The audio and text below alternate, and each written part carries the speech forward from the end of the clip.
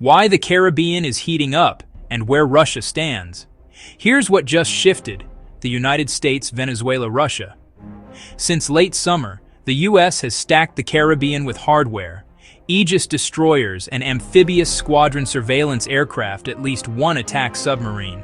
Thousands of troops moved into the region, including roughly 10,000 in Puerto Rico. Starting September 2nd, U.S. forces carried out lethal strikes on vessels the Caribbean. The Pacific Washington says they were drug trafficking boats tied to Venezuela. By late October, at least 15 vessels had been hit, with over 60 people killed. UN officials have condemned these strikes. Legal experts call them violations of international law, extrajudicial killings. Caracas calls them a cover for regime change. Inside Venezuela, Nicolás Maduro is bracing. He's publicly activating millions of militia members and pushing a defensive narrative: no empire will touch Venezuelan soil. In Washington, the message is pressure without admitting an invasion plan. There are sanctions. The bounty on Maduro now sits at $50 million for alleged narco-trafficking and corruption.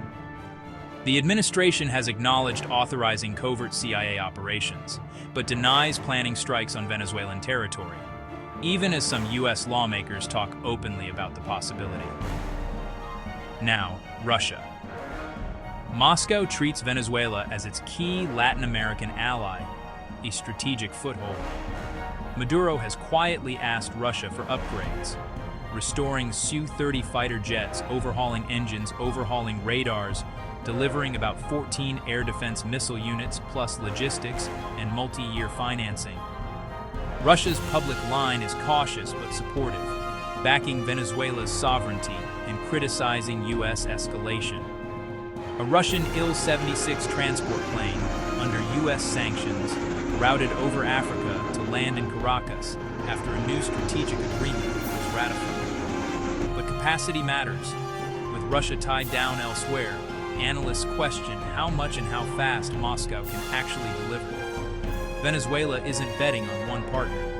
Documents indicate outreach to China, outreach to Iran, seeking radar's expanded cooperation, anything to harden the air defense picture, while U.S. ships and planes loom offshore. Zoom out.